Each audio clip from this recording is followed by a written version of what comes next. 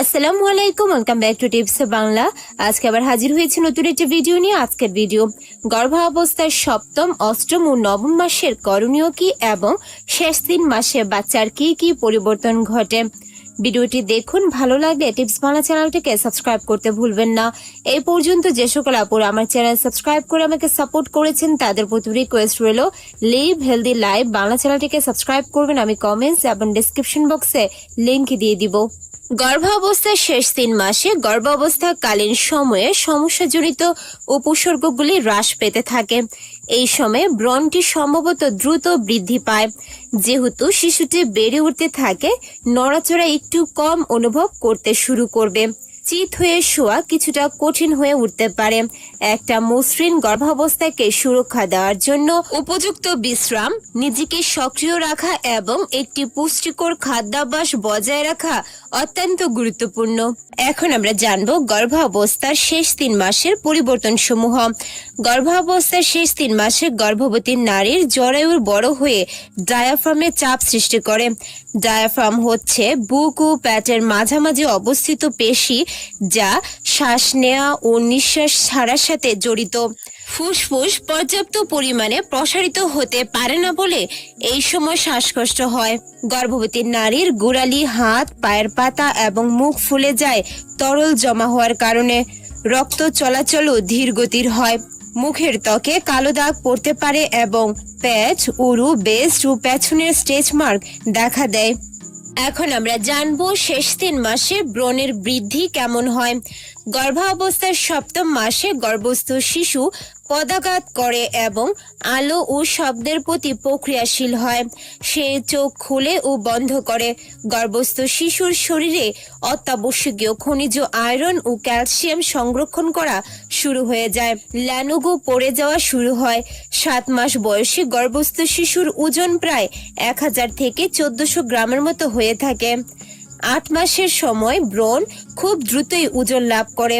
8 মাস বয়সী গর্ভস্থ শিশুর ওজন প্রায় 1400 থেকে 1800 গ্রামের মতো বা 1.5 কেজি থেকে বেশি হয়। শরীরের হাড় শক্ত হতে থাকলেও মাথার খুলি নমনীয় থাকে প্রসব সহজ হওয়ার জন্য। মস্তিষ্কের বিভিন্ন অঞ্চল গঠিত হয় এবং ব্রণ হেঁচকে তুলতে পারে। তাছাড়া 8 মাসে শিশুর দেহের লুমের আবরণ বা বার্নিক্স মোটা হতে থাকে।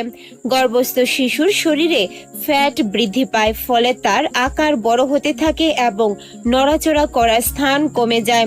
নড়াচড়ার গতি কমে গেলেও মা নড়াচড়া অনুভব করতে পারবেন ঠিকই। গর্ভাবস্থার নবম মাসে ব্রণের আবাসস্থল প্রসারিত হয় এবং জন্মের জন্য ব্রণের মাথা শ্রোণী অঞ্চলের নিচের দিকে ঘুরে যায়, মানে মাথা নিচে আর পা উপরের দিকে থাকে। ফুসফুস তার কাজ পরিচালনার জন্য সম্পূর্ণরূপে প্রস্তুত হয়ে যায়। ব্রণের ওজন দ্রুত বৃদ্ধি পেতে থাকে। জন্মের সময় বাচ্চার ওজন প্রায় 1800 থেকে 2200 গ্রাম থাকতে পারে এবং বাচ্চা 19 থেকে 21 ইঞ্চি পর্যন্ত লম্বা হতে পারে। এখন আমরা জানবো গর্ভাবস্থার শেষ ত্রৈমাসিকে আপনার করণীয় কি। একটি সঠিক খাদ্য তালিকা অনুসরণ করে আপনার ওজন নিয়ন্ত্রণে রাখুন। নিয়মিত হাঁটতে যান এবং নিজেকে একটি ইতিবাচক মেজাজে রাখুন। আপনার শিশুর ও আপনার স্বাস্থ্য ঠিক আছে কিনা পরীক্ষা করতে প্রতি মাসে একবার ডাক্তার দেখান। বড় ধরনের সমস্যা থাকলে 2 থেকে 3 বারও ডাক্তার দেখাতে পারেন এবং আল্ট্রাসাউন্ডের সময়সূচি নির্ধারণ করুন। গর্ভাবস্থার 8ম মাসে দীর্ঘ ভ্রমণে যাওয়া এড়িয়ে চলুন এবং বিমান ভ্রমণে যাবেন না।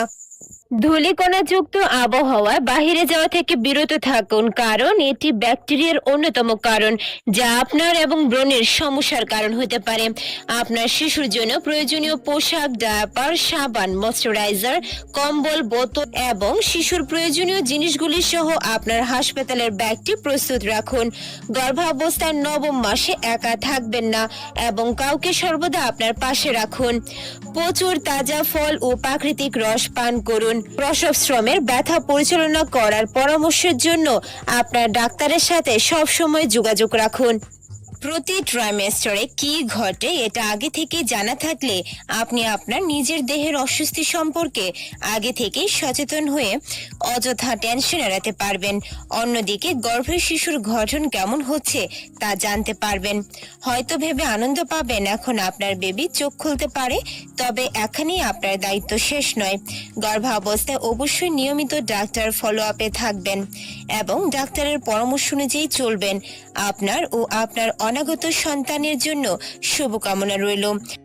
আশা করছি ভিডিওটা দেখে ক্লিয়ারলি বুঝতে পেরেছেন গর্ভাবস্থার শেষ 3 মাস খুবই গুরুত্বপূর্ণ। এই সময় নিজের শরীরের প্রতি বিশেষ যত্ন নেবেন, কারণ আপনার উপর নির্ভর করছে আপনার সন্তান কেমন থাকবে। ভিডিওটা ভালো লাগলে টিপসওয়ালা চ্যানেলটিকে সাবস্ক্রাইব করতে ভুলবেন না। আজকের মতো বিদায় নিচ্ছি। আল্লাহ হাফেজ।